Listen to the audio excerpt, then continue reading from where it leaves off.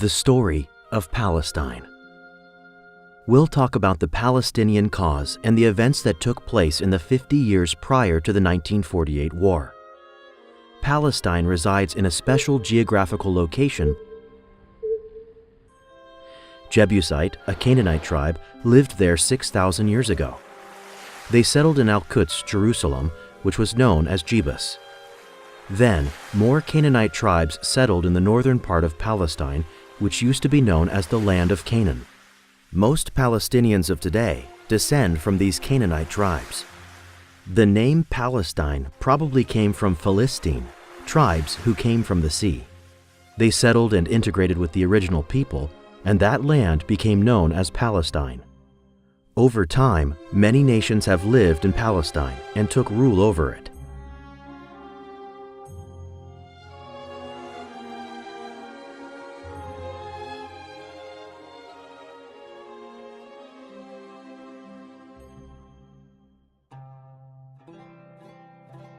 The last nation was the Islamic nation, which ruled Palestine for 1,100 years. For many centuries, Muslims, Christians, and Jews lived together peacefully in Palestine. By the end of the 19th century, Zionist schemes started to arise and the Palestinian tragedy began.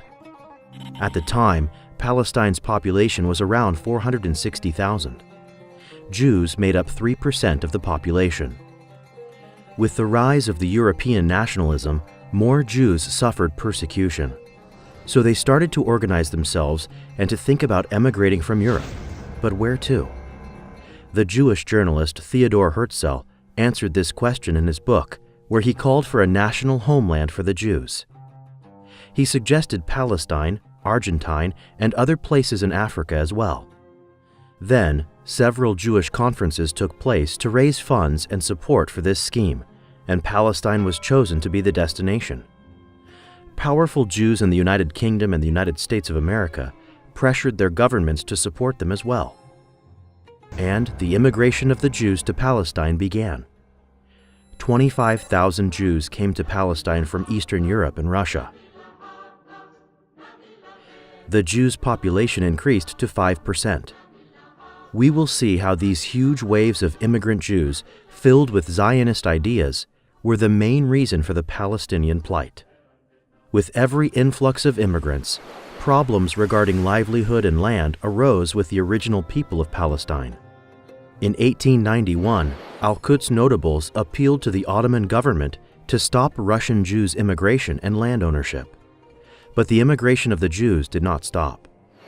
40,000 Jews immigrated to Palestine and their population became 8%. With the collapse of the Ottoman Empire and the end of World War I, the UK and France divided the Levant region according to the Sykes-Picot Treaty. Then, the UK took over Palestine according to the San Remo Conference and promised to fulfill the Balfour Declaration. What is the Balfour Declaration? In 1917, the UK gave a secret promise to support the Jews in establishing a state in Palestine and support immigration and land ownership. This promise was backed up by the US government as well. This declaration had a significant effect on the Palestinian fate. A third wave of immigrants arrived and the Jews' population rose to 12%. Nonetheless, Jews' land ownership did not exceed 3% of the land. With these newcomers, Palestine's demography changed dramatically and more problems arose between the Palestinians and the Jews. 7 main Palestinian conferences were held to denounce the Balfour Declaration. First Intifada, uprising, broke out.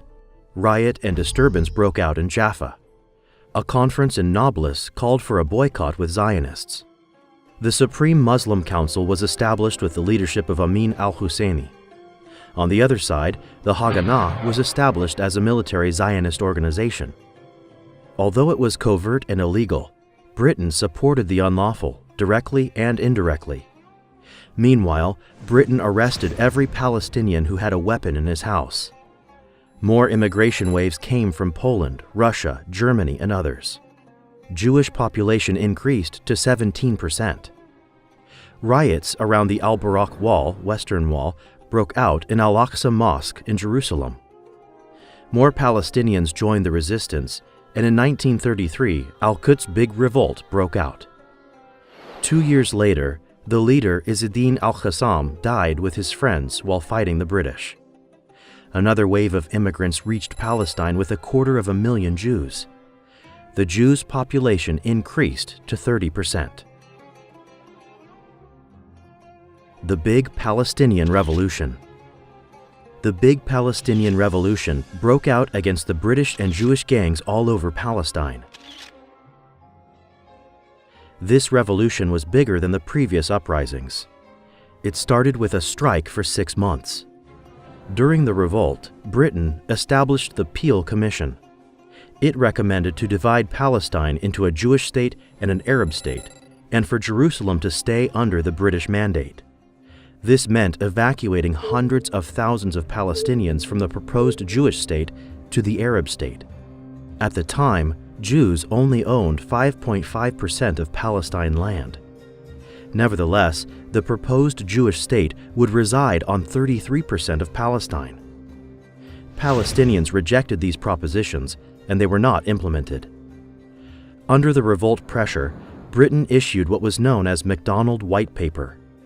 The paper bans Jewish immigration to Palestine after 5 years and offers Palestinians independence within 10 years. The Zionist movement rejected these recommendations, and terrorist organizations such as Haganah, Irgun, and Stern committed bloody massacres not only against the Palestinians, but also against the British to force them to withdraw from Palestine so they could establish a Jewish state. One of the most bloody operations was the bombing of the King David Hotel in Jerusalem, where British officials used to meet. Palestine Partition Plan 181. In 1947, Britain decided to withdraw from Palestine and asked the UN for its recommendations. The UN convened and proposed the famous partition plan, Resolution 181. The resolution proposes to divide Palestine into 2 states, an Arab state and a Jewish state, while Al-Quds stays under special international jurisdiction. The USA and the Soviet Union supported this resolution. At that time, Jews owned only 6.5% of Palestine, while the resolution gave the Jews 56% of the land. Palestinians and Arabs rejected this resolution, and it was not implemented. It was clear that a war would break out in Palestine.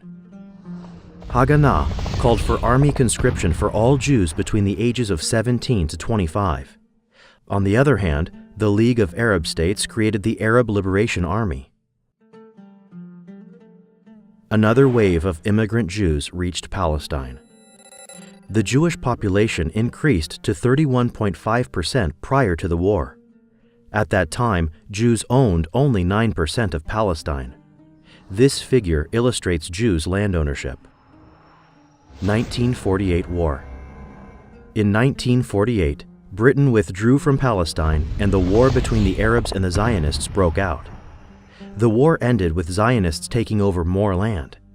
They occupied 78% of Palestine and established the State of Israel on this part. The USA immediately recognized this new state. In the following year, Israel joined the UN as an official country, and it was recognized internationally.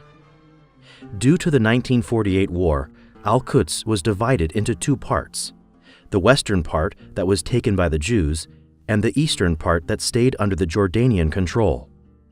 In 1967, Zionists occupied the eastern part of Al-Quds. From 9% pre-war to 78% post-war, this is the 1948 war Nakba catastrophe.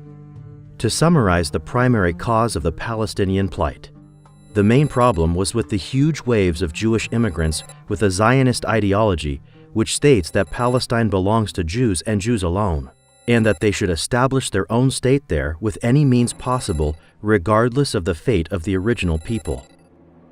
Big colonial countries also conspired to help achieve this occupational plot, which fit right with their strategic goals in the region.